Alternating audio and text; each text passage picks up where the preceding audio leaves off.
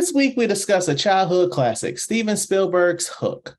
Joining us this week we have Kevin and Liz. I'm Matt. I'm Chad, and you're locked into episode 119 of We Used to Talk About This at Work.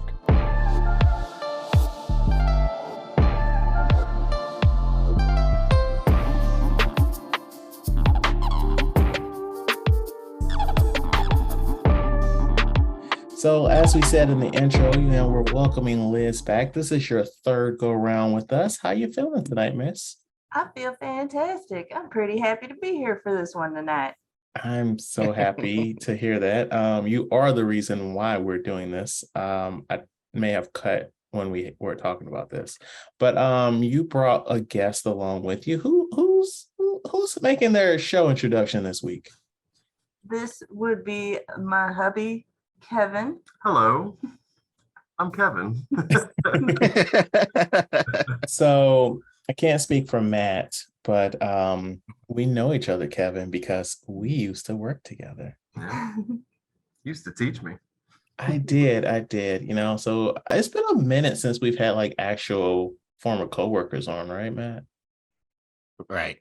Yeah. Not like people that worked in the building, like people that actually worked with us. Oh, okay. Yeah. It's been a minute for that. Yeah, because in older previous episodes, I'd be like, oh yes, I trained this person and blah, blah, blah, blah. But we really gotten away from that. Funny how we just took those people though, and they stay with us for a long, long time. They do. Yes. But I remember like it was yesterday. Liz was like, hey, my husband, you weren't married at the time. Hey, my partner is gonna be coming to your training team, and I just want you to look out for him. And I was like, no, he can swim with the sharks himself. And then I met him, we had some good conversations. So I was like, this dude's pretty solid. All right, I got you, dude. I got you. Yeah, he's okay once you get to know him. But how have things been since I vacated, or you're fucking kicking names and talking, how's it go, taking names and kicking ass? What is the expression I'm trying to say? I mean, something like that. Yeah, sure. You're right. I'm kind of new blood, I'm there. Everybody who the group used to be is gone now, and I'm kind of seeing the last stragglers behind. Yeah, it's hang out with them, dude. A lot of turnover. It's a weird environment because I used to come over and see them all with her, when we were dating, and they've all since scattered. No, and that's kind of like the conversation I have with people where they're like, would you ever go back to that place you used to work? And I'm like, no, maybe. But no, because like a big part of it was like the people, like it was like, oh man, I'm coming over to visit Liz and we're gonna BS and talk about whatever, or I'm going to Matt's desk, and actually inverse, Matt would come to my office and who knows what kind of crazy stuff we'd be talking about. But it's just I'm in the same area too as you guys, which is even weirder. Like that's wild. Yeah.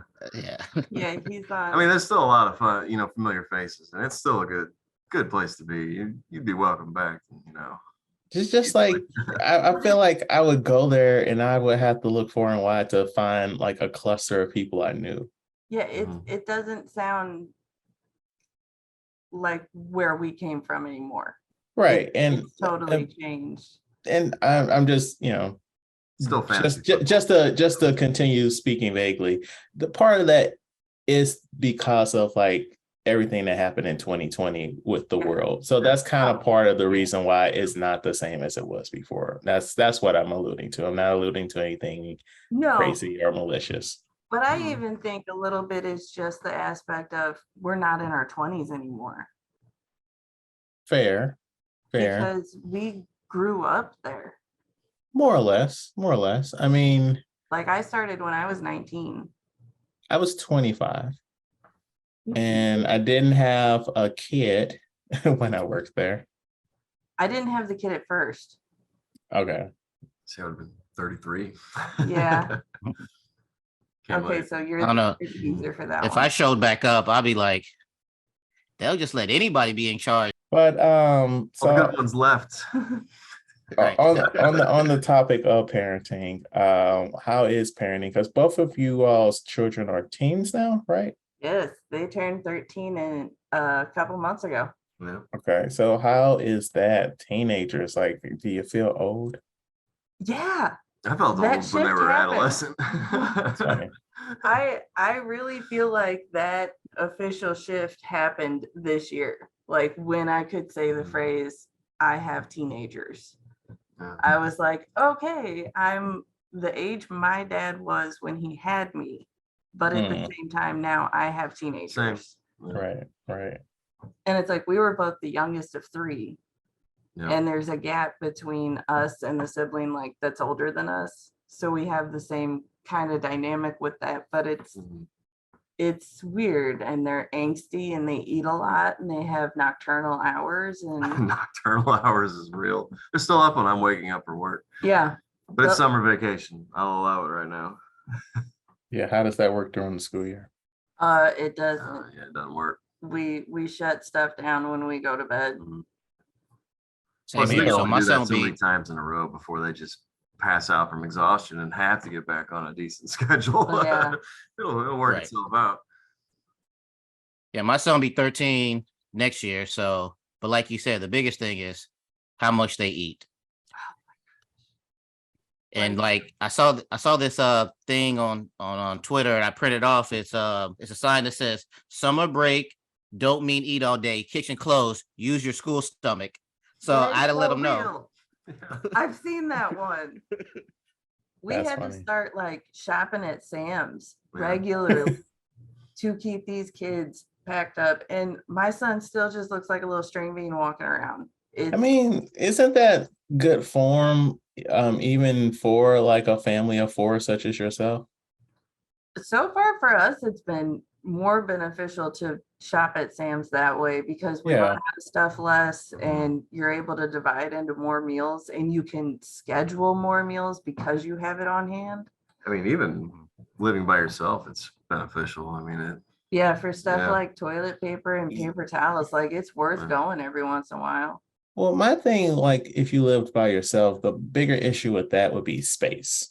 Yeah, It's like if you live For by real. yourself, you have a smaller space, so it makes no sense to have like 50 cans of soup. right. right. But if you have like a closet or a pantry that you can use Mhm. for space, it's beneficial.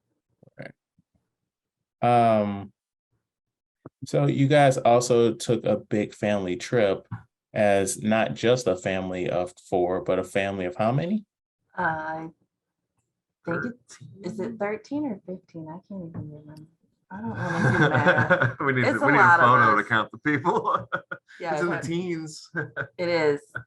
It's a lot of us. It's all of my direct family, almost. Mhm. So two aunts, a cousin, my brother and his wife and their daughter, my mom and dad, us four. I think that's it. Where did you go? We went to Disney World for a week. Oh, okay. We go, it's kind of a family tradition, as spoiled as that is. We go about every 5 years. My mom and dad renewed their vows, their 25th anniversary vows this year down there. That's awesome. Did At they the do it resort at we always stay at. oh, okay, I thought they did it like at the castle No. and Mickey was presiding and stuff. No, it was just us, and we dressed in like family appropriate colors. We were all color assigned Hawaiian shirts because it's the Polynesian. They had the ears that were bride and groom. Yeah.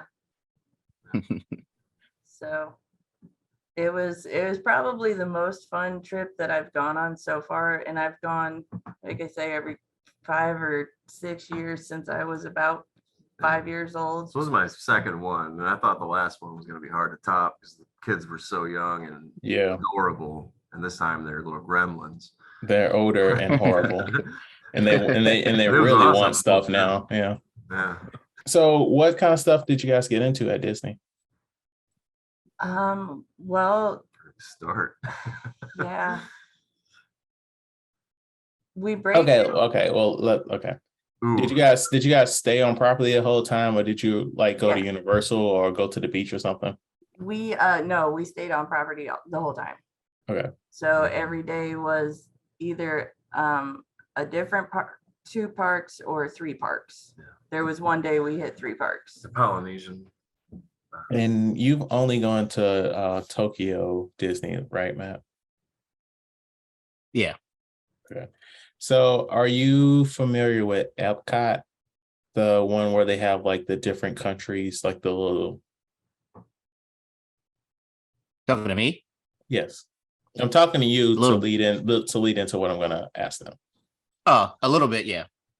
So one of the big things about Epcot is something that they call drinking around the world, where you go Mhm. to each little country and you get like a drink of that nation and you try to make it around the circle. And a lot of times people like have to tap out like in the middle. Which is Japan. How many is there? I was gonna say. Is it 13 countries? Yeah, 12 or 13. It's like a And it's just one drink? Yeah. So it's like a drink from each country. So like you go to Mexico and you get a margarita. Yeah. And then like when you get to Japan, you get sake. So you're mixing all these drinks too in your stomach. Right. Okay. I do What do they think have they're for kind of US? small. I think they're rounded up. But Budweiser. Oh. 11 countries. 11. hmm But so did you guys drink around the world? No. No. Oh, come on. You can't go to Disney and not do that. 2 countries and I'm out. We don't really drink either, so we probably Okay. would have been done at like country 2. We had kids. But you had all those other family members. You could have just been like, hey, y'all be good. We going to Epcot. We were the cool family members though that the kids wanted to be with most of the time. Oh. When they Ugh, wanted to be doing something. you damn cool people. Yeah, we're the weird aunt and uncle for my niece, so we got that I going had for a us. blast. So I want them to be there. He actually did a really cool thing to get the kids engaged. Oh yeah, that's probably in Epcot. We went to Japan and picked out a bunch of candy and treats and stuff. Mhm. Brought them back to eat them. Well, not that one, but you did the photo contest where you'd pick your favorite picture every day from the Oh, yeah. kids. Yeah. I had them take pictures every day, and I bribed them with fake money in Dungeons and Dragons. They took tons of pictures, like hundreds of pictures, and they'd send them to me every day. I'm like, oh yeah, you want? I'll give you 1,000 gold or something, or a wondrous item. 100%. Money, imaginary money. All right. So before we leave this topic, I want you guys to tell me first, you Liz, then Kevin. Best thing from the trip, and at least less best thing from the trip. I don't want to say worst. So you're high and you're low. And Liz high, Kevin high, and then back and forth, ping pong that shit. And don't be like, oh, it was just so nice to have the family together. Don't fucking do that. Oh, no. No, I won't. No, I got a good one. Mine is really general though. Yeah. And they're both kind of, yeah. We got to do a VIP day That tour was the one. Ooh. for the Animal Kingdom, the Magic Kingdom, and Star Wars and the Hollywood Studios. Okay. So we got to cut the line for like the Avatar. Oh my God. Flight of Passage is sick as shit. It's amazing. Yes. It was incredible. That was my favorite ride until I rode Rise of the Resistance. And then we got to cut the Yeah. line on that one and go on that one. And Give us a little, hints and tidbits about everything. and that's how we were able to go back to the Magic Kingdom and ride Tron. Oh, that's out. I forgot that's out now. How that shit looks sick as fuck. It's amazing. I saw somebody get sick as fuck on that ride. The pictures are incredible. My brother has like this ridiculous skill with photography. Even if it's just a camera phone, he can make stuff look like they're $1 million shots. Okay. So he did not ride the rides. I'm the sacrificial lamb with roller coasters, and I ride with the kids. And Dad went on that one too, didn't he? Yeah. I And did my not dad. get on that thing. That thing would lunge me into the future. It's so fucking fast. So it's us and the kids, and my brother was down below us, and the track runs over top, and he was able to get these like amazing shots of us going by, but you can literally see like our faces just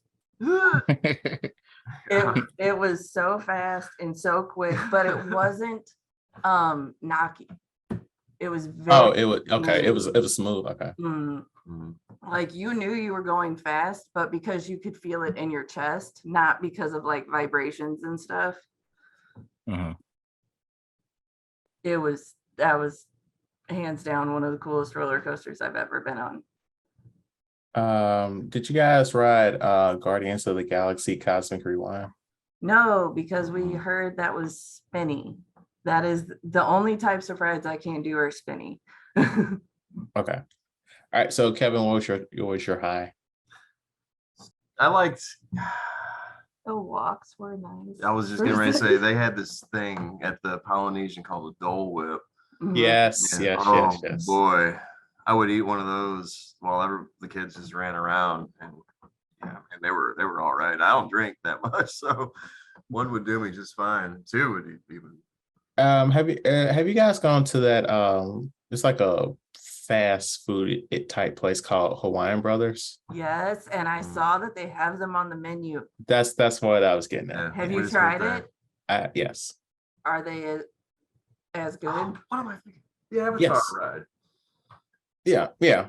Sick as fuck. Yeah, we were on the Avatar ride, and they sit you in front of the screen. That's what we were talking about. Yeah, well, that was my problem. So not lovely walks on the beach with my wife, enjoying a nice cool.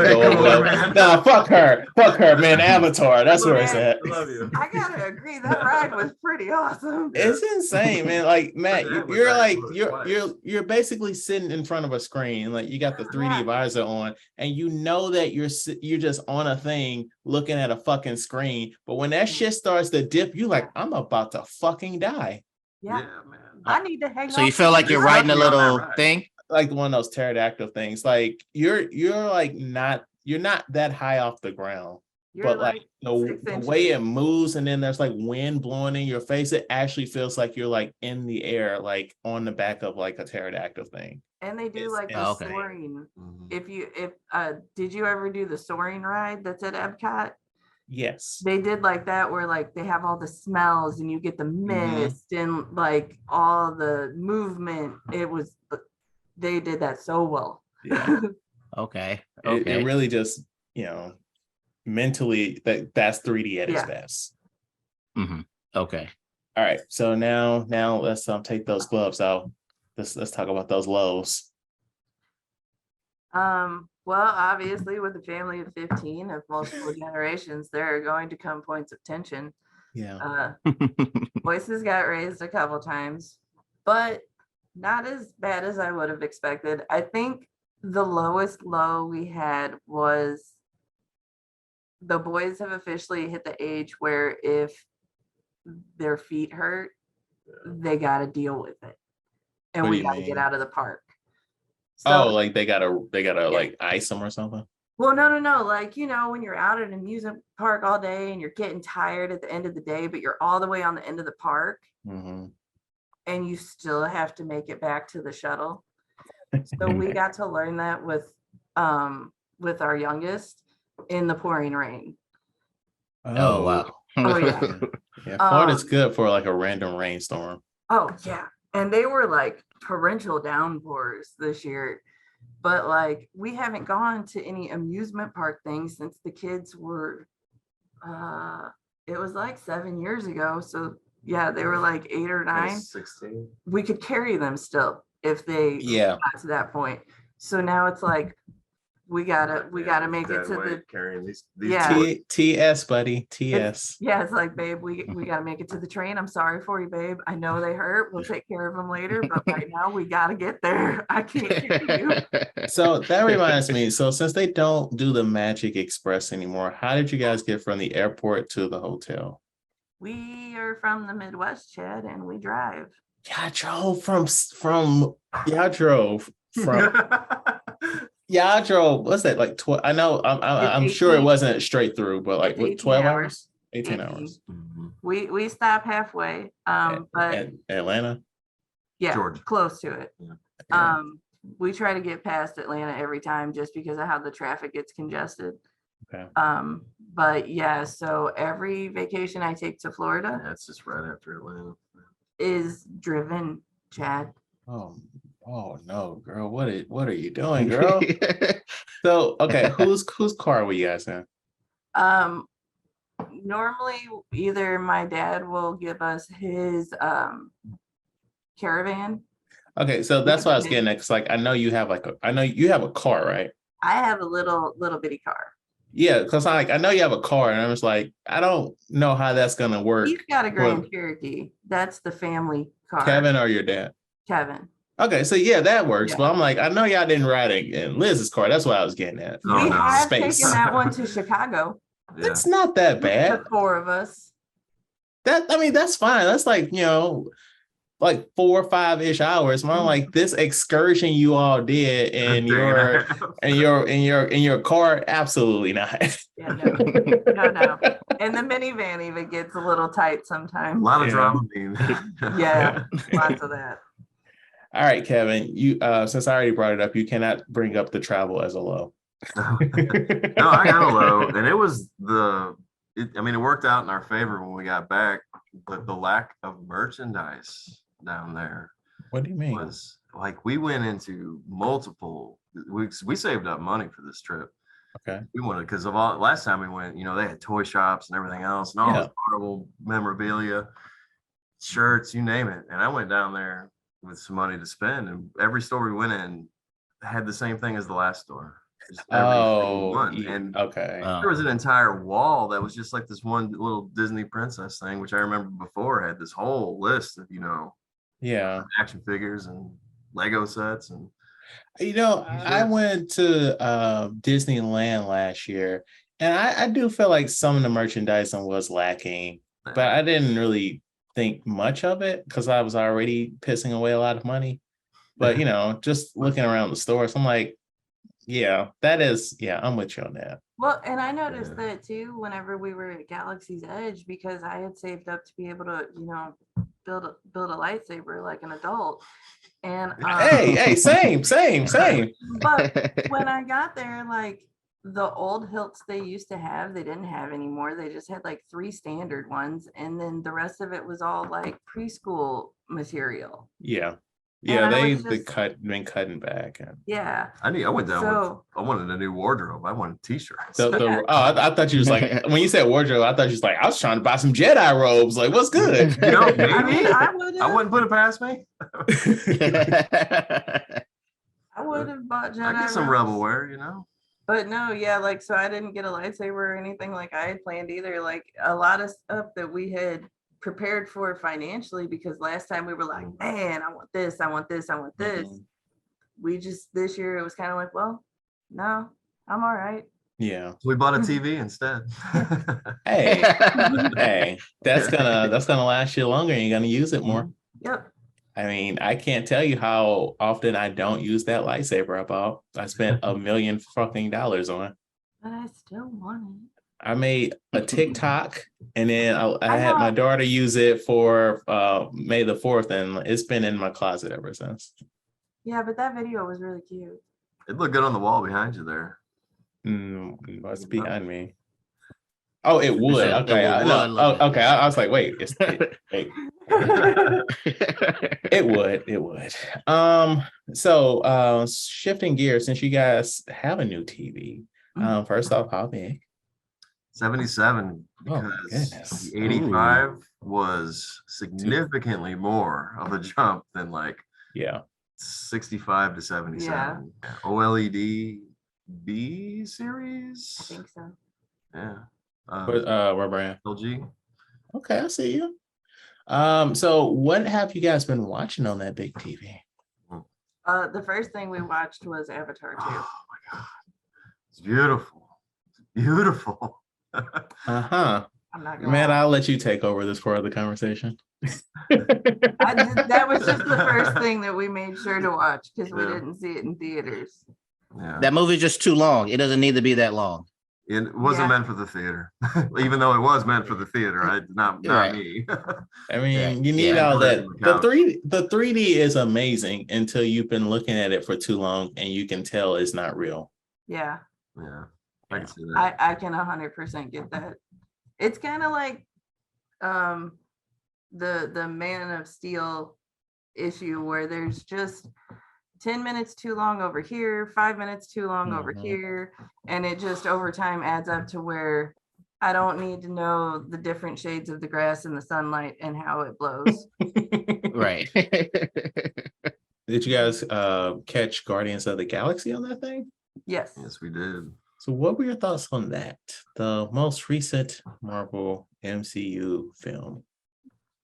Going into it, knowing it was the last one, made it pretty special. I don't know. That one, when they first came out, was my son. He was about the age when he started really liking the colorful movies, Marvel and all of them. So that one kind of hit close. Okay. But yeah, I love the whole trilogy of them, and even the little in betweens, the Christmas special. I really Thor. wasn't personally feeling the Christmas special, but I really couldn't remember much from that. Yeah, We watched was that. goofy. Yeah, it was goofy. Kevin Bacon and Mantis is yeah. Peter's sister. Those are your takeaways. Yep. Yeah. This one was like a little sadder Yeah. than the other ones. Yeah. A lot of With animal whole plays. Rocket's background and stuff. Yeah. Yeah. They was like, look, we are going to make you cry. Like we don't Yeah, Oh, we're yeah. gonna bring just so the satisfaction of well, I don't want to kind of do spoilers here. Or yeah. Just a couple months old. Yeah. Just that the enemy getting just torn to pieces at the Yes. end was very well done.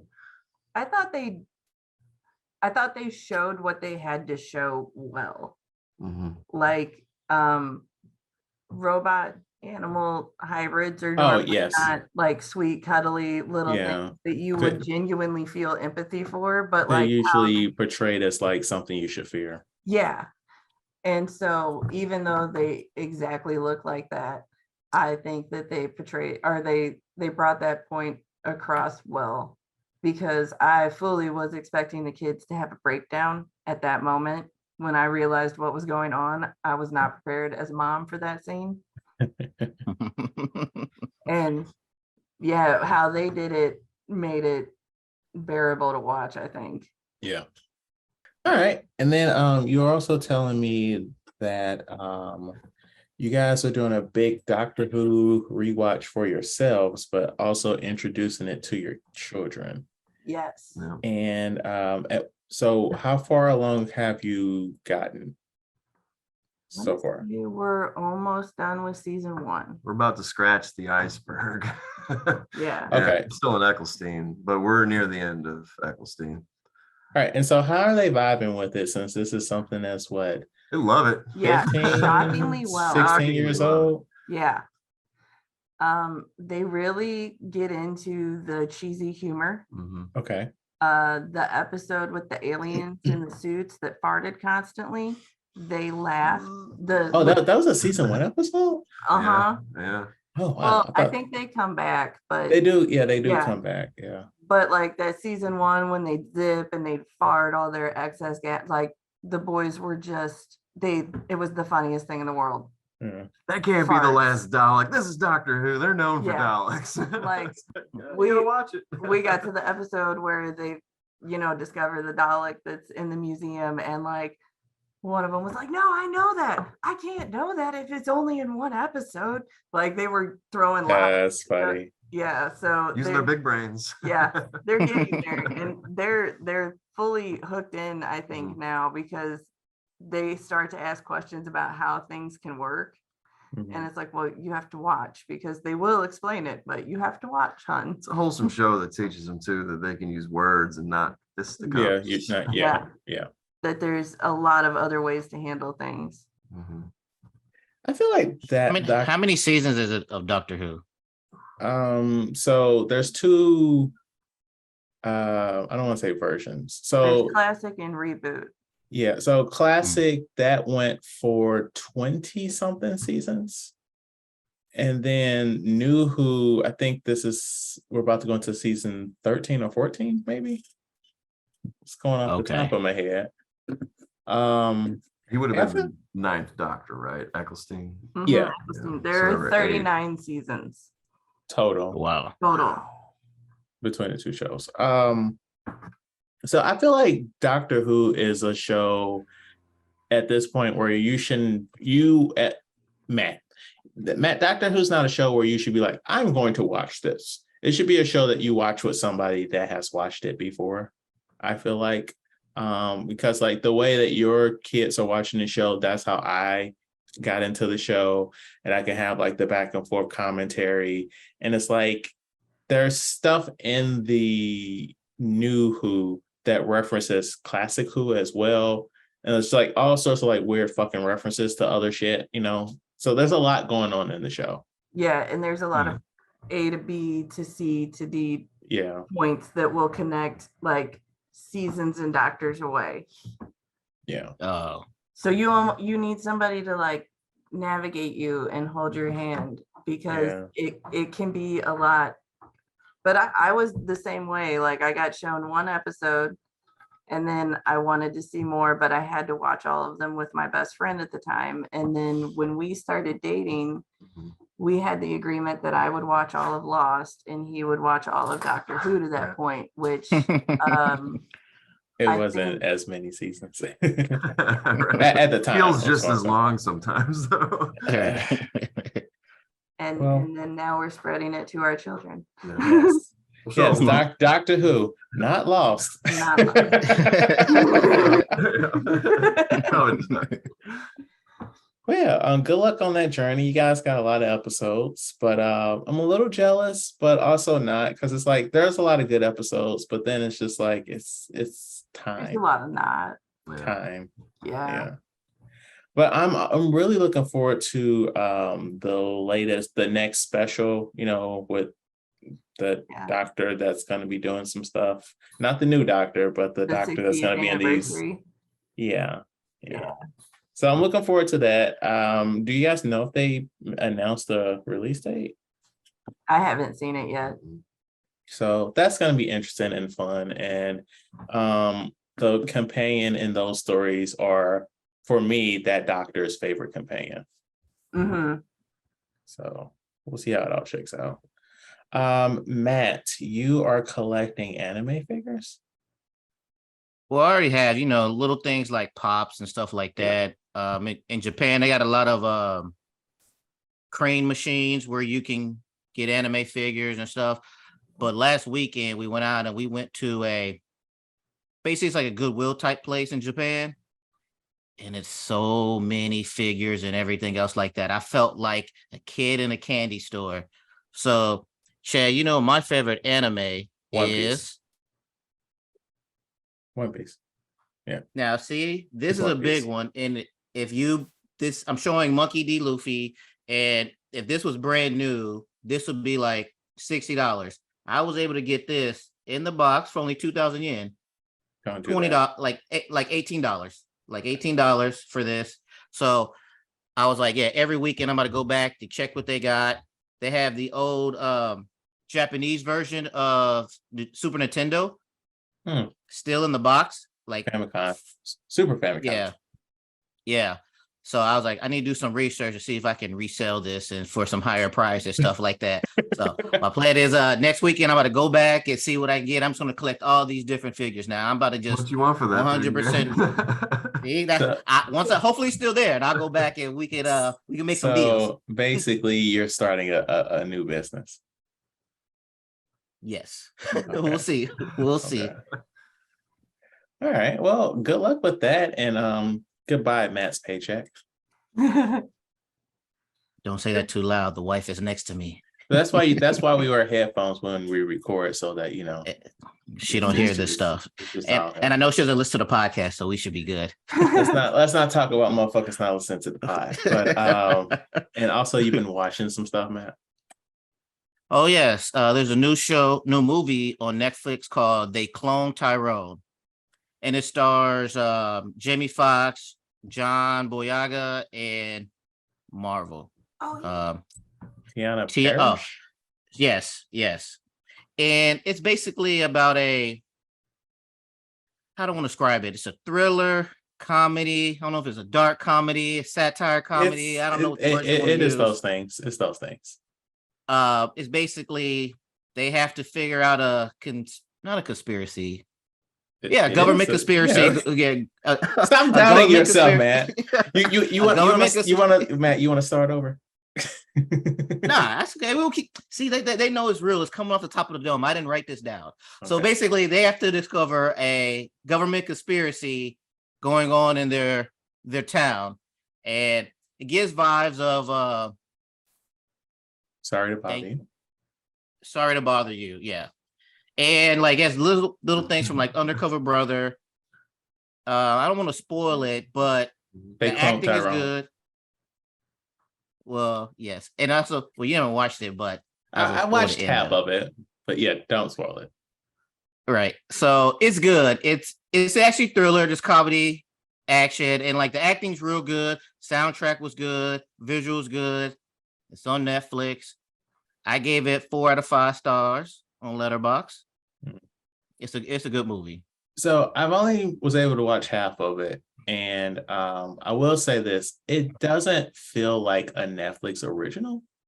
And what I mean by that is, Netflix is like I'm not saying their originals are like a Tubi level, or a Crackle or whatever the shitty streaming services are with terrible movies.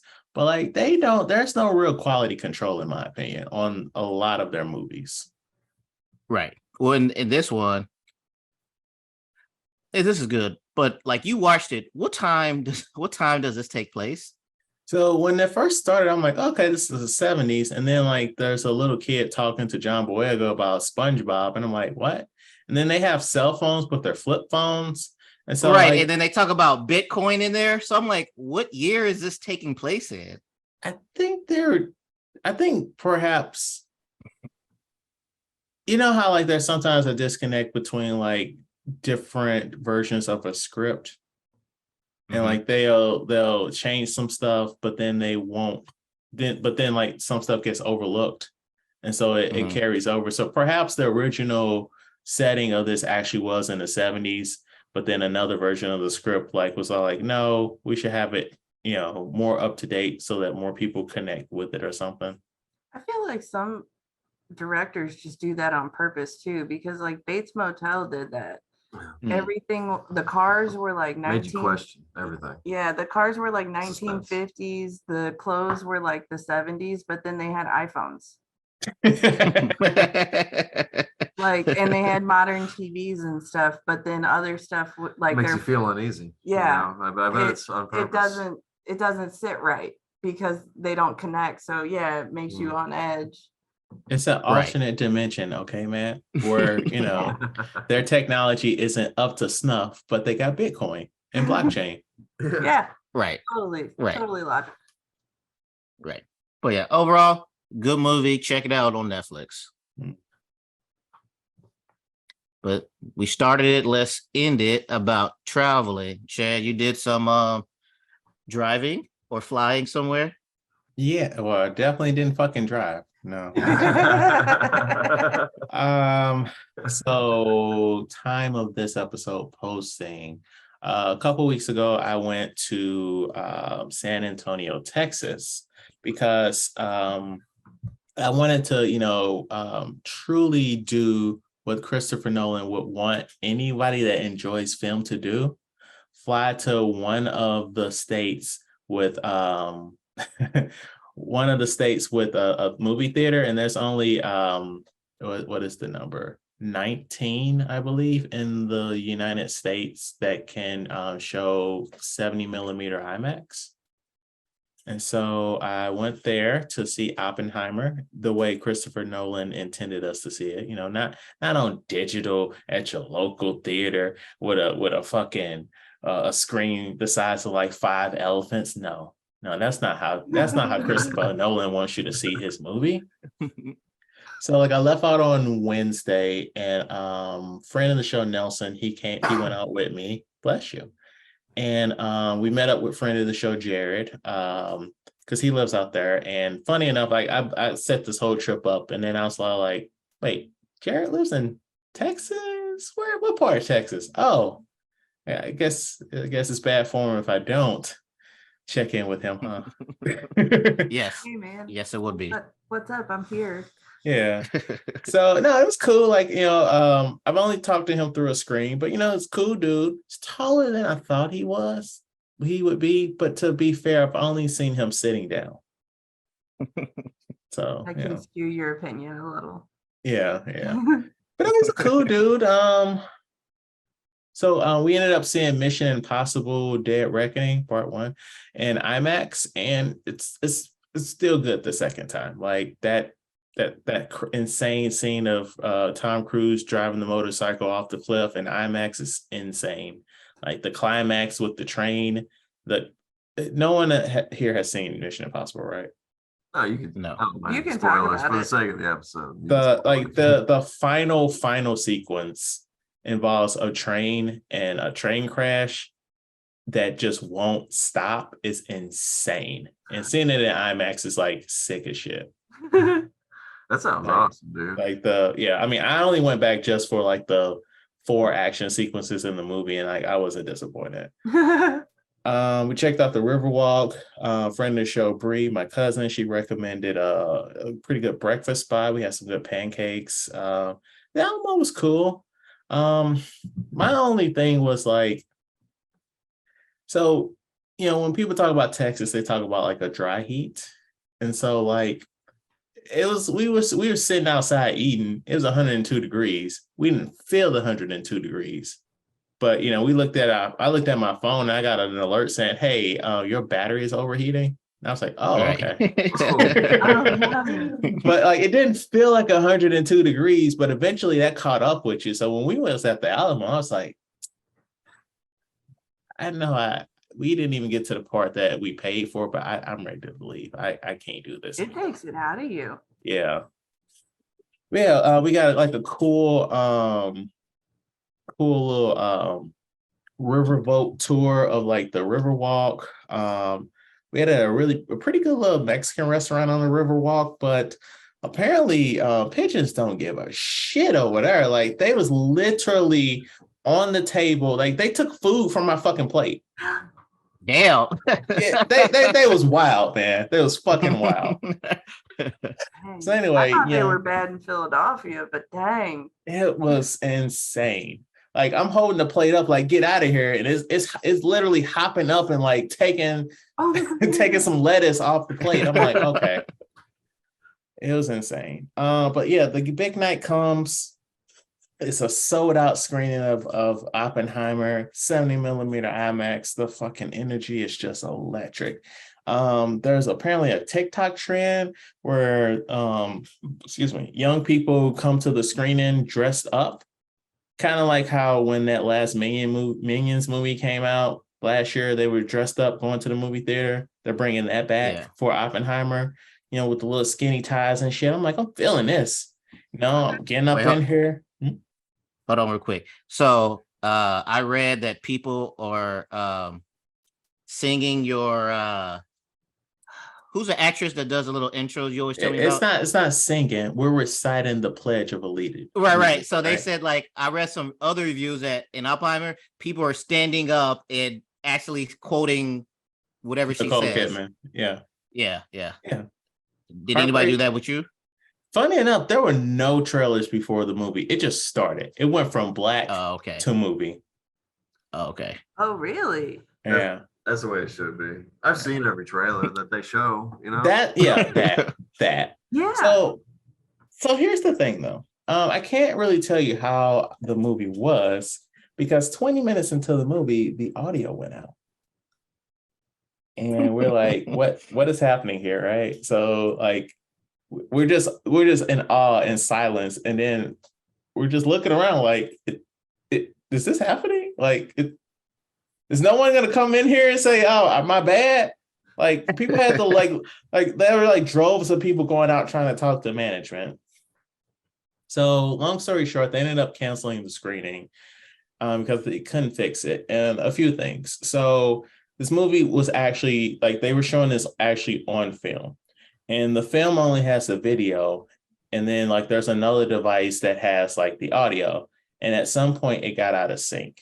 And so you can't just, reel it back and then try and sync it up. You would have to like rewind it all the way back from the beginning. That's one. Mm-hmm. It's a 3-hour movie. But also they don't know why it stopped. So they couldn't just fix it or anything. Replay it, So another thing, most theaters in the country, like I said, there's 19 theaters in the country, 30 in the world that can play that specific format.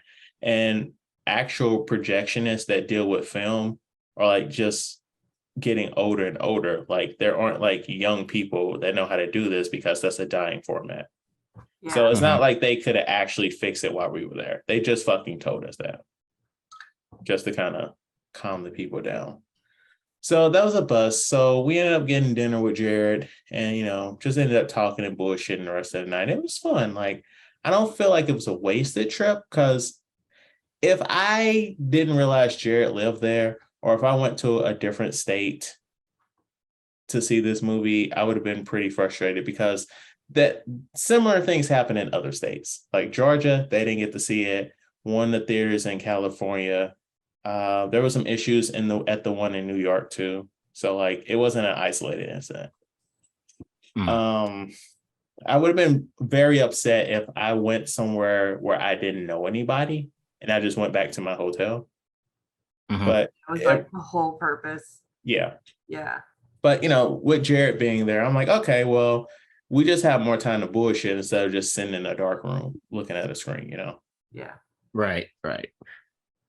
So yeah, I was appreciative of that. But yeah, it was a very short trip. And like I always do this, I do these short trips and then I'm like, only I had more time. Yes. It's never enough. It's never enough. And then, and then like I don't even know what going back to work is gonna feel like, like going back to work and you're just like, can I quit? Yeah. I just quit. Hey man, Chad, don't worry. Once I get this resale business off the ground, you can quit your job and I'll start working for me. Let's get this money, baby. Let's get this money. Right. Our son told us the other day he wants to watch it with us, so we had to like. Oh, I'm so sorry. I'm not looking forward to that shit when she actually cares about something with a story. It's cool, man. Because then you can watch the breakdown videos, and I don't want to have to wait. Like, okay, a pain in the ass. Yeah. It's worth it sometimes, but like, it sucks to wait. Yeah. Because what is that movie I seen? What's the last one I started seeing with my son? It was it was not The Flash. It was something else after that. No, it was a Flash, yeah. And that was like one of the first ones where he knew about stuff. He was into it. He wasn't bored in the movie. And it felt like not a proud father moment, but it was a good bonding experience because he was asking me stuff and I was like, oh yeah, this is what happened. So it was good once they get older and they understand stuff and they really are eager to see stuff. And it's not like a simple like cartoon movie. Yeah, it's like they start putting together the plot points and stuff and like figuring out how things are actually playing out. Like they'll watch the breakdown videos with us by New Rock Stars, and they'll sit down with us like when we eat dinner or whatnot and watch those videos with us now and like ask questions or like come up with their own little theories and stuff like that. Like they're at the age where they're like actual people now. Right. They like have opinions and thought processes. They're so enlightened in the world, and Yeah, And their voices are like this. Yeah. they get worried Yes. about shaving. Mhm. It's Change fun. the It's funny font. you say that. My son just yesterday was like, "Dad, do you think I'm gonna get facial hair?" And I was like, "I assume so, yes." And he was like, "Is it gonna be like yours?" I don't know about that. I think you're probably gonna have more than me. So yeah, Yeah. he's worried about facial hair. We Things we like should that now. always want our children to have more than we have. Right. He has a top part covered. Yes. But that takes us to this week's discussion of Hook. All children, except one, grow up. I'm not ready to Now deal I with this right must, now. Peter. What? The stories are true. Peter, don't you know who you are? When Captain James Hook kidnaps his children, an adult Peter Pan must return to Neverland and reclaim his faithful. Why in the fuck can I read, guys? Must return to Neverland and reclaim his youthful spirit in order to challenge his old enemy. So before we get into like actual movie discussion and all that stuff, I want to know what you all's relationship to this movie is. So Kevin, since you're new here, what's your relationship like? What do you remember the first time you saw it? Things of Well, that nature. maybe not the first time, but at our grocery store, we had our video rental place. And I mean, I had it every weekend. I loved this movie growing up. You know, I ate TV dinner every night watching it. It was my babysitter. It was around the time of that. Yeah. What was the year this came out? 90. Came out in 91, but it probably didn't come out on video until like closer to 93 because stuff's in the movie theater like forever. And I would have rented it on the dollar shelf. So I probably would have been about 8, 9, or 10, somewhere in there. And I remember too, I used to swing from the branches in my yard thinking I was Lost Boy. And one day that branch broke and I skinned my arm up so bad, man, in front of all my friends. I think I yelled something stupid like, maybe crow. Bangarang. Like bangarang. Yeah, something like that. I love that movie. That and Batman Returns was around that time, I think. Mhm. Yeah, it was great. What about you, Matt? I've never seen this movie before. Okay. Also, have I never seen this movie before? I realized I don't know Peter Pan's story. So I realized I know gist of it. I know of him and Captain Hook. It's Wendy. But like as I'm watching this, I'm like, wait a minute. Why are they lost boys? Why isn't there girls here? And I realized, and then I start thinking, have I ever never seen Peter Pan before? So no, I've never seen Peter Pan before. This is really, I didn't prepare for this. Okay. You really. And also, I intentionally did not go read up on it because I wanted to keep this this ignorant mind state of myself of not knowing the history. So I figured you will educate on the trivia and things like that. So I was like, okay, I won't look up the Peter Pan story. I don't even know how Because to continue also this. more thing, I was confused about. I was like, what the fuck is up with him in his shadow? I didn't get that part. Okay. Okay. Matt, you're amazing. That's well, that's the show, folks. You've been good. Liz, what are your memories of this movie? So I remember when I first watched the movie, I was about the same age as the little girl, Mhm. and my brother is 4 years older, so he was a little bit older than Jack was to her. Okay. And so I was in love with it then.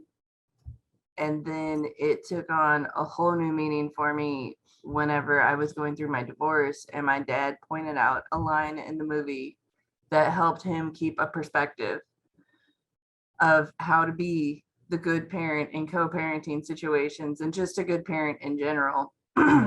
What do you remember the quote verbatim, or do you want me to look it up? I don't remember it exactly, but I do Alright. remember the gist.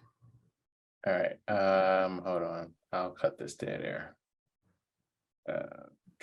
Yeah, because like that line stood out to me as well. The one his wife said to him. Uh-huh. right when she threw out his cell phone. Exactly. All right. I felt that too, where it's like, even now when you be busy at work or come home from work, you're tired, and then your kid wants to like ask you questions and everything. You're just like, just let me relax. But then, like exactly like she said, there's going to be a time where they're not going to want to be bothered with you. The quote is, "We have a very." I can't read tonight. I don't know why I'm trying to read this. It's okay. We take your time. Take your time, baby. Take your time. We have a few special years with our children when they're the ones that want to be around us.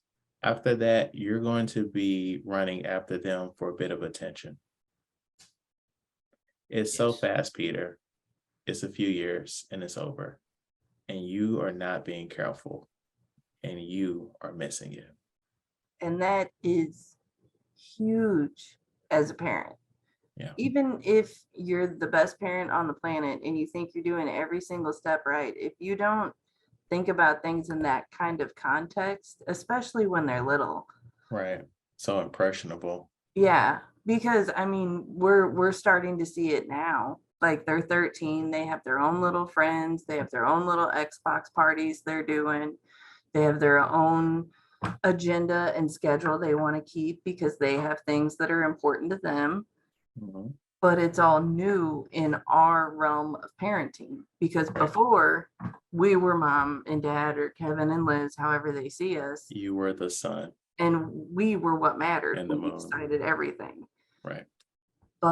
And then, like I mentioned earlier, the shift of me feeling like an adult, like a full-blown adult, really happened this year. And I see it with my parents. Like I used to hang out with my parents all the time. We went to movies together. We hung out and would just watch the news or whatever was on TV at the time. Like when I lived with them, I hung out with them. I didn't just go off and do my own thing.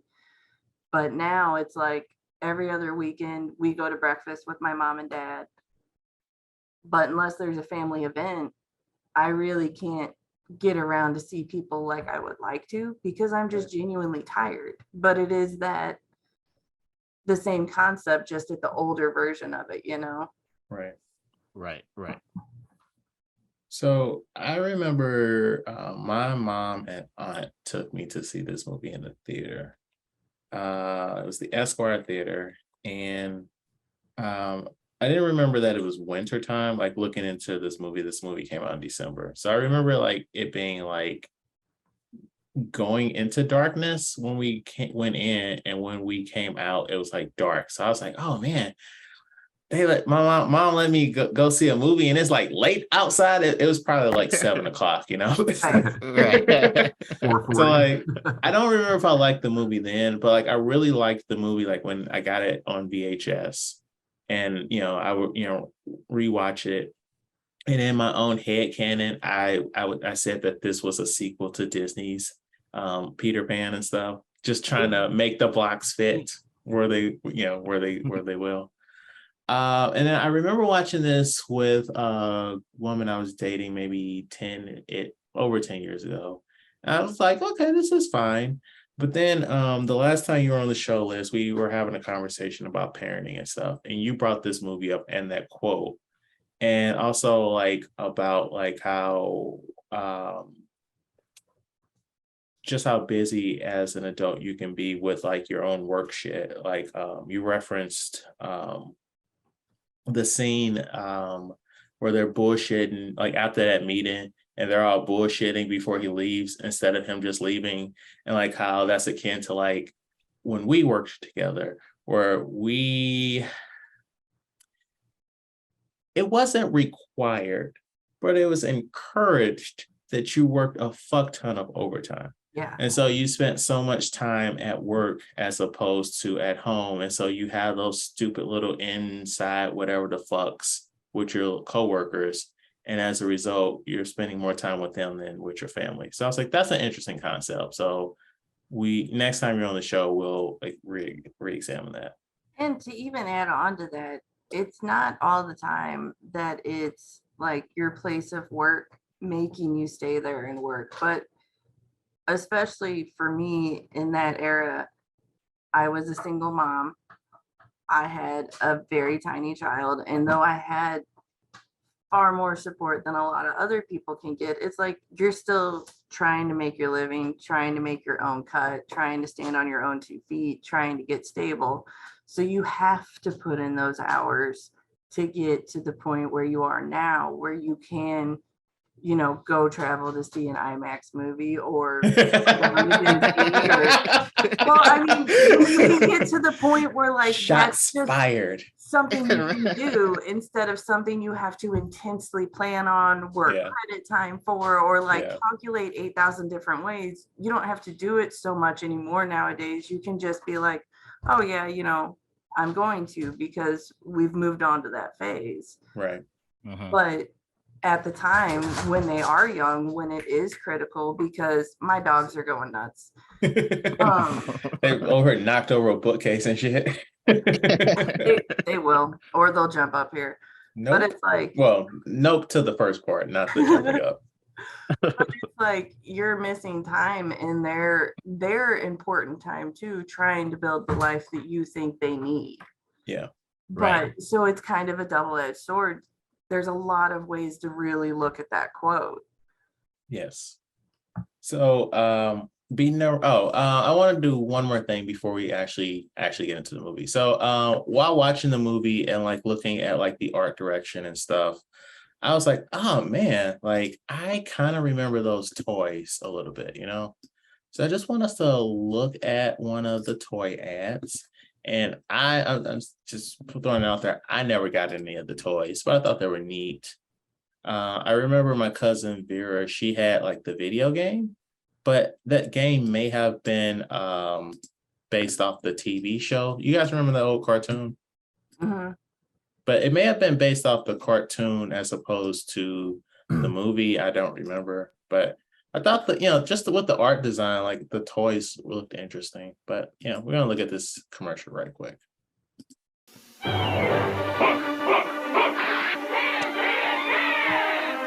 time is up, Hook. Timber! Mob boys attack! Take that! Man the attack rack! Fire! Bang! You're dead meat now! Out of my way, Rufio! I got a surprise for Pan! Face my dagger! Man overboard! But I can't swim! Hook figures and attack raft sold separately. We're out together. New from Mattel. I think I do remember those toys. And not to sound like an old man, but back in our day, we had some good toy commercials, not good toys, good toy commercials. Right. You get a good 25 good karate chops out of those things before they're right. But all right, since you're the newcomer here, Kevin, and spoilers ahoy, especially since this movie's like over 30 years old. What were your thoughts on the movie? Lay it all on the table, man. I still love it. I think it's great. I mean, some things are dated, but it's I really can't think of much. The other thing on the technology in it, but you could make a little better CG. But man, it's just a classic. It's wholesome. It's good. So, any negatives besides the effects and stuff? I mean, I didn't even a negative. Whoa, 77-inch. It looked good, man. Flying in the clouds.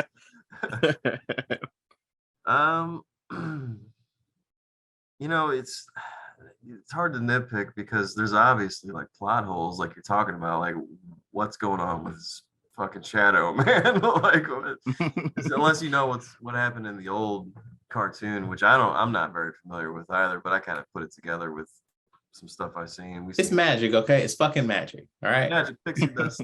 Yeah. Yeah. All right, Liz, what about you? What were your thoughts on this movie?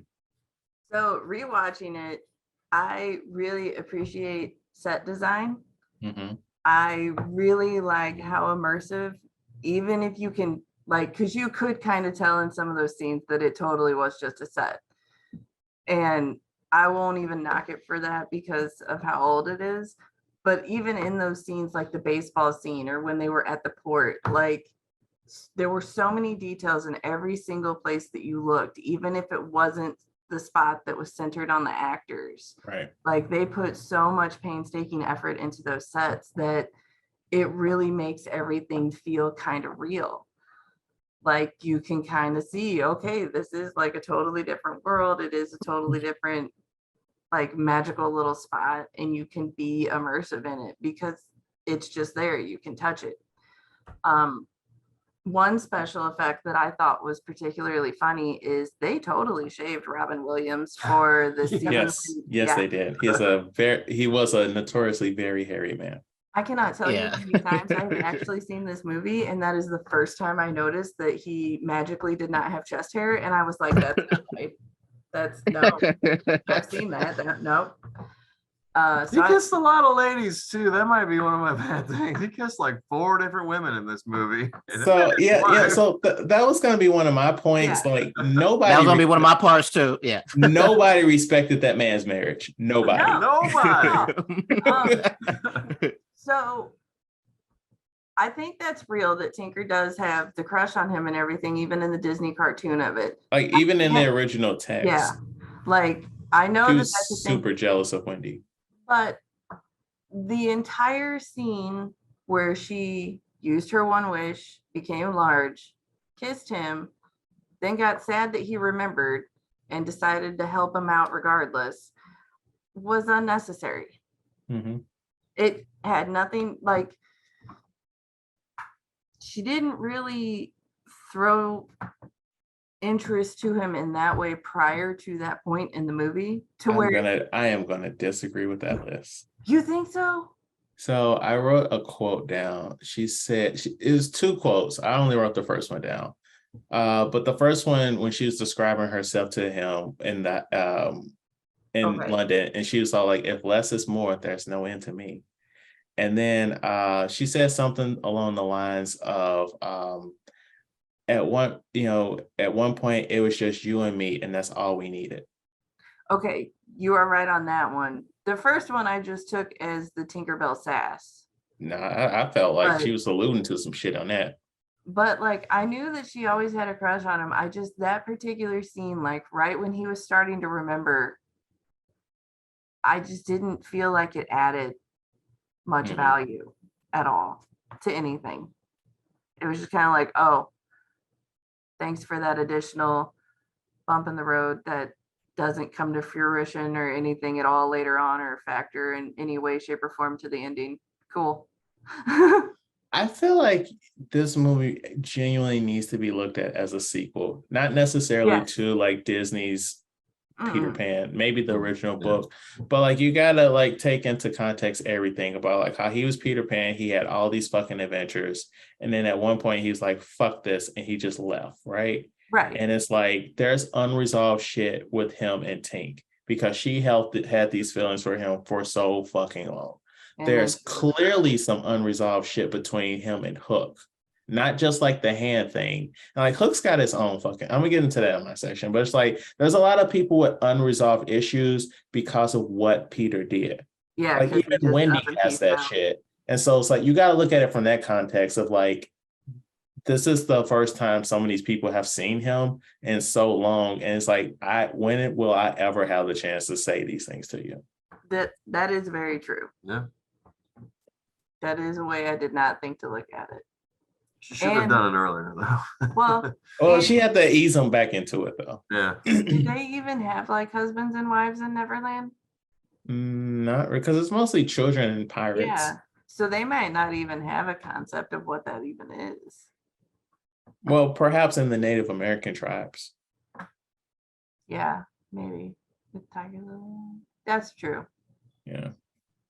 But I'm sorry, Liz. Other thoughts? I got derailed there. Yeah, sorry. No, you're fine. I'm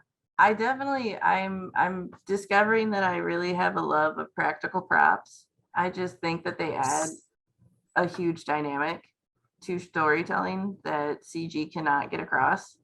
So I love how minimal CG they really used. Like it really was mainly the flying stuff. Mm-hmm. But the imaginary food that was so brightly colored and would pop everywhere around all the foliage and everything. Like it was shot very well. And even the aspects of the story that seemed to be lacking, like, I don't think I have an imagination for it, but what the heck happened to Hook at the end? My interpretation of it, even from when I was a kid, was that somehow the crocodile came back Came alive. back to life Yeah. and swallowed him? That's what I said. Okay, Yeah. that's what I've always thought too. But then, like, I don't know, the weird green gas, and he didn't even have a tongue. It was just weird. I don't know. I took it too literally at the end. The gator would have ate him, it would have been PG-13, and that would have brought the audience. That's true. So yeah, like this, I'm just seeing like so many things that I didn't realize were clearly in this movie. Like I posted a clip a while back from the movie of the scene with Wendy and Peter after the kids are kidnapped. And she's talking to him of like trying to remind him like you are Peter Pan. And like the whole like she's like, when I was younger, I always kept your favor. And on my wedding day, I wish that you would have, came and swooped in. And like the way like she's slowly inching like closer and closer to his face, because like she still loves him. But also this is her granddaughter's husband. And like she wants to like just kiss him. And he's all like, Grandma, like, what the fuck are you doing? And then like how like the sadness in her eyes and like the shift that she hasn't, her character has to make from like pulling on his collar to pull him in to like straighten it up and shit. Like so much is happening in that scene. Like Maggie Smith fucking crushed that shit. Amazing. The stuff with Hook, where it's like, I always thought that it was kind of funny, that scene where he wants to commit suicide, but like he's serious. It's like he's literally in purgatory. And like, what if you were immortal? What the fuck would you do with your time? Like he just wants to fucking die. Like he doesn't actually want to kill Peter. Like he even says as much. He's like, death is the final fucking adventure when they have their fight. Like he's tired of this shit. And Peter just fucking left. And it's like, he has unresolved shit with Peter. Like your whole life, you're like, let's play these fucking games. Let's play the imagination game. Let's play the fucking fuck with the pirates game. You're my Batman. I'm your Joker, and you just leave. Who the fuck does that in the middle of a fucking game that Peter started by cutting off his fucking hand and throwing it to a goddamn crocodile? Yes. Yeah. So like, it's just so many little things that just like really went over my head as a kid. And then it's just like, I felt all that shit about like how you get so wrapped up in work stuff and like, you want to be a good parent, but like at some point you're like, well, being a good parent is also making this fucking money. But it's not. And like also rolling back to Maggie Smith when they're describing what his job is and like the sadness in her tone when she's like, you become a pirate. I just picked that up this watch. Yeah, same. Like everything Maggie Smith was fucking doing as an adult that has had kids and, been a workaholic at one point. Like I'm just all of it. I'm like, God damn, like Maggie Smith is doing something else as opposed to everyone else. I'm not saying she's like acting better. I'm just saying like her role was, she was sent in to do something else while they were over here doing something else. And like, it all comes together. She's a dame for a reason. Yes. And also like, I do like how when Hook is trying to like indoctrinate the children and the daughter's calling him a liar. And he's like, I never lie. And like, for almost the entire length of the movie, he never lied to Jack until the end when he was trying to trick him into like, that's not your father, I'm your father, blah, blah, blah, blah. But every time before that, when he was like telling the truth to Jack, he was getting in his fucking head. Like in the scene where they were breaking the clocks and he was like, my dad wouldn't save me. And Cook corrected him and he said he couldn't save you. He wanted to. Like, he wasn't like shitting on Peter. Like, he was just telling him the fucking truth. And that was working in his favor. Yeah. But it all fell as shit when he started to lie. So like just little shit like that. I'm just like, God damn it, movie. Like, I wasn't expecting to like just be eating all of this shit up while watching this movie. So yeah, like this movie still top notch. Like I'm with you, Liz. It's so nice to see practical effects. Like they built fucking boats for this. Like we don't do that anymore. Like Giant dollhouse. Yeah. So yeah, and then like the stuff with Julia Roberts, like I said, unresolved stuff. Just all very interesting. So let me jump in right now. So Yeah. I was shocked that she was there. So like now, point this out. I'm watching this for the first time, and I'm watching this in 2023 eyes.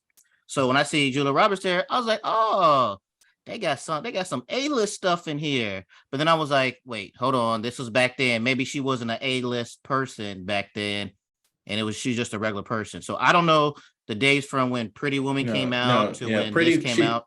She wasn't like Julia Roberts of the late 90s, but she was still pretty big. Yeah. Okay. I feel like at the time. solid B class.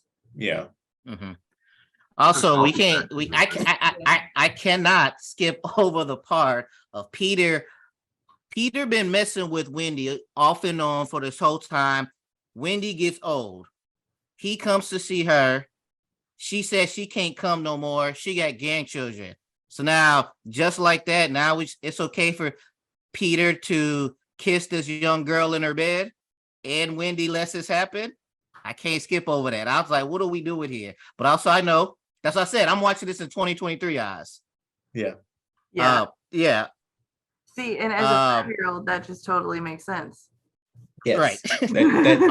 that child logic. Also, I'm confused about the time frames. So how does the world know about Peter Pan's story? Because the beginning, there's a play about this. So how do they know that? No, like the conceit is that in our real world, the story of Peter Pan is real. So like somebody wrote the book, but the book was based off of what real life Wendy told the author of the book. Yeah. Who was Wendy's neighbor when they were children. She says that like in like a half second in the beginning of the movie. Yeah. And then sometimes they have all the money and she helps all the orphans is from like the proceeds of that book. Yeah. Okay. Also, why is there no girls in these Lost Boys? Because we've got common sense. Yeah, no, and Liz hasn't been like Liz hasn't been an SJW. No, they're mermaids. No, like that is actually something from the book. Girls have common sense not to get lost, unlike boys with their heads in the clouds. It's right, well, in the old book. that's gonna mess up later on stuff there. Oh, I mean, so because I didn't know that, so I was like, when it was time to pick some people, I was like, let's throw some women in this, but there's a legit reason. So but also, I can see that. But also, when I told you guys we were doing that, I said you got to throw some twists in there to make the internet mad. And funny enough, I don't know what you're gonna say, but that's already happened because Disney Plus just released Peter Pan and Wendy maybe 2 or 3 months ago, and they put some Lost Girls in it, or at least one. I haven't were they it, but I totally forgot they even did that when we were doing this. It was Hook. Were they upset that there was girls in these Lost Boys? Yes, Matt, Jude Law, Kevin. Oh, good job. So yeah. Overall, I thought it was a good 90s movie. But apparently I need to brush up on my Peter Pan stuff so then I can have a further appreciation with it. Cause I was like, he cut his head because he cut his hand off. No, okay. So what I got a question. What was his name when they fought before? Was it still Cook? when they fought before he had his hook? Sword. No, it Oh, wasn't. it wasn't. That makes me want. This movie made me want to watch some lore videos. That's what we do on YouTube now. Every I day. mean, I'm sure there's Every day. plenty of it. I'm gonna come across something now, and I'm gonna have some more Peter Pan knowledge. Give me a month. Right. Anything you want to know So about also Pan? in the cartoon, because I know there's a cartoon movie, right? Mhm. Do they show him cutting off his hand and stuff? No, in the cartoon? that had already happened.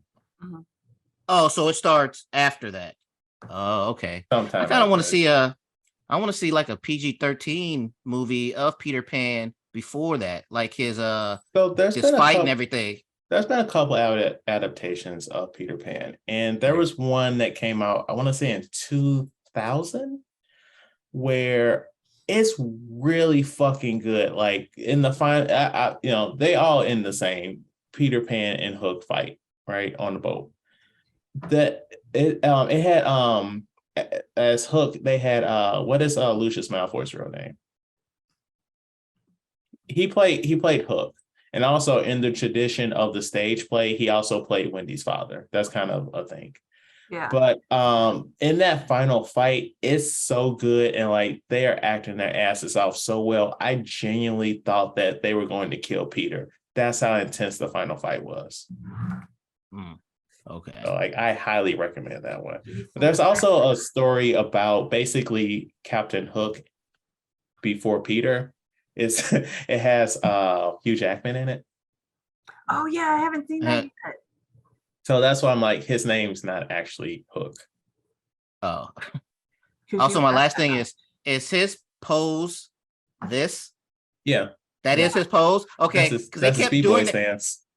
That they kept doing that where like the camera was underneath his legs and he was like this, and I was like, why do they keep having him do this? But okay, so I guess that's his signature pose. Okay. Yeah. We rode the ride this year at Disney. Yeah. Oh yes, it's a very chill ride. It is. It's quite fantastic. That's why we rode it, because it was air conditioned. Hot. All right, so let's do the other stuff, and then we're gonna come back to the casting. So, what do you guys think the Rotten Tomatoes score of Hook was? 53. 90.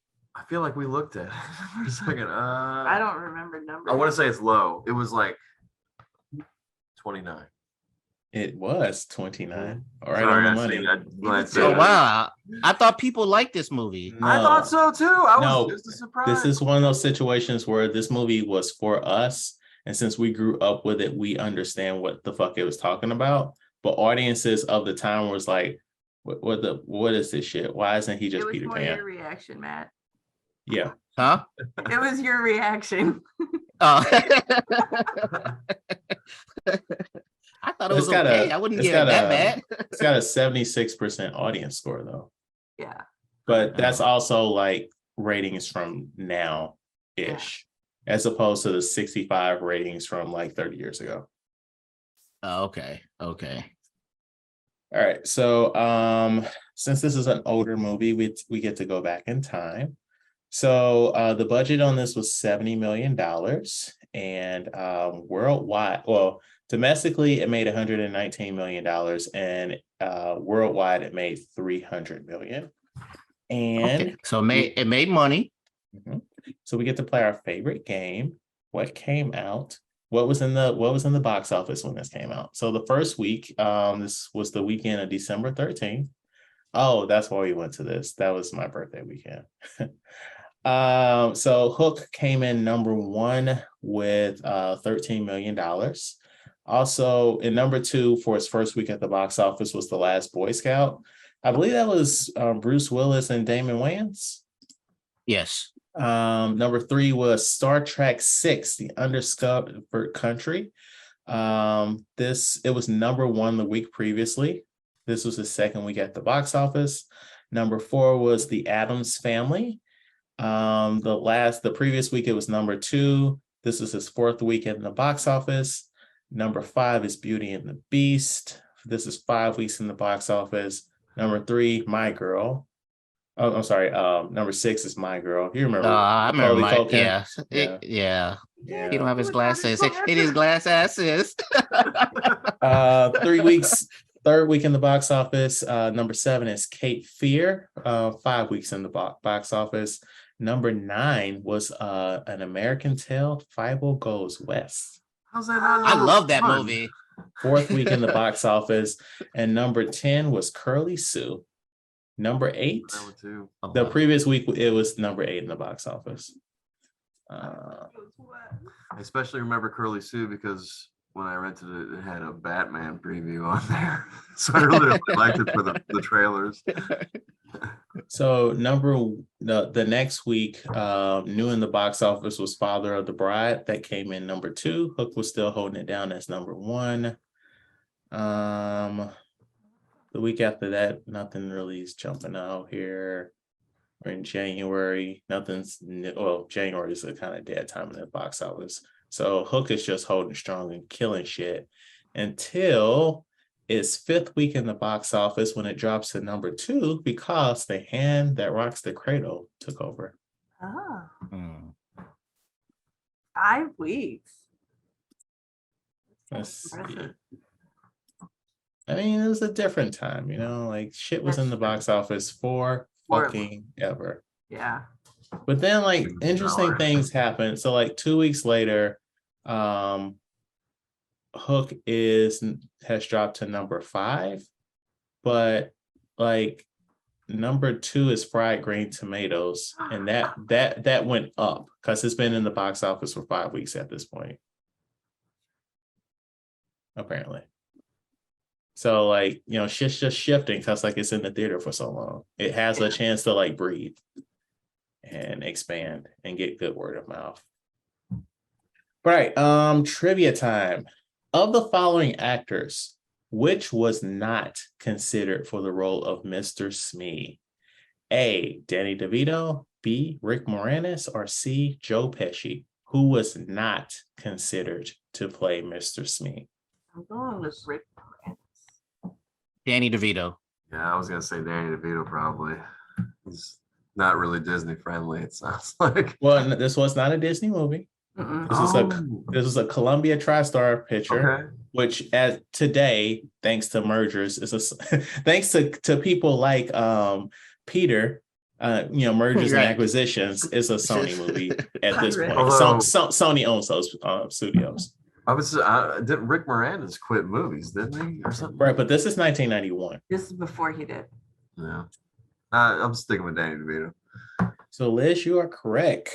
Rick Moranis was not considered, but they were in talks with Danny DeVito and Joe Pesci before Bob Hoskins slid in there.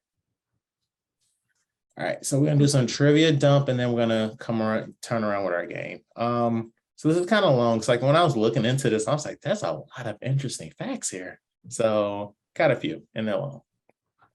This movie originally had a shooting schedule of 76 days and a budget of $48 million.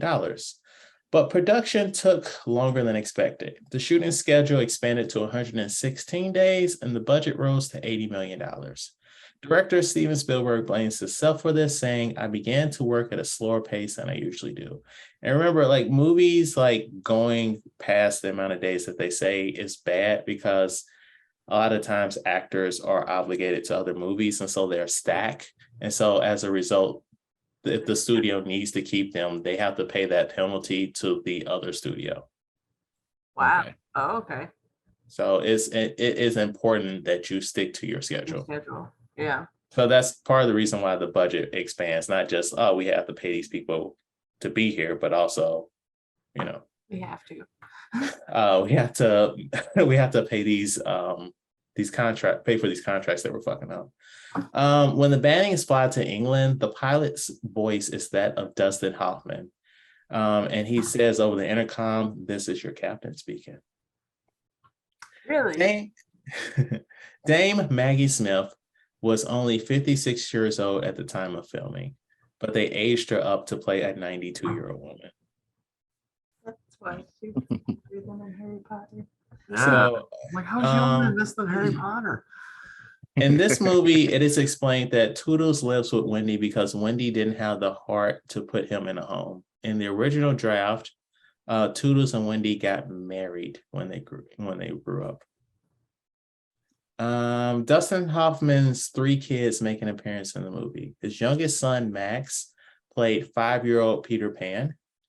His daughter, Rebecca, played Jane in the play at the beginning of the movie. And his oldest son, Jake, played a little league player in Jack's baseball game. Charlie Korskomo, who plays Jack, would later become a lawyer in real life.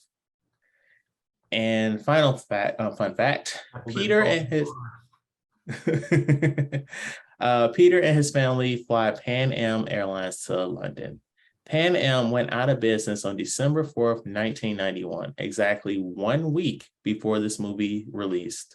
The failure of the airline was due to failing standards of maintenance and safety, combined with the loss of a plane in a terrorist bombing. Were it not for the latter, chances are that the film would have been enough to boost the airline. Wow. So that's fucking insane. That's weird timing. Yes. All right. So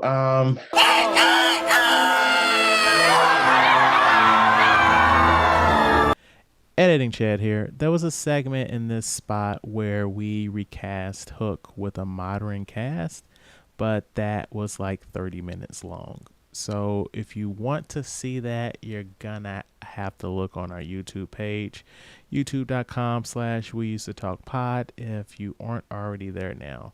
That was actually posted this past Monday, so you don't have to wait for it to be anywhere.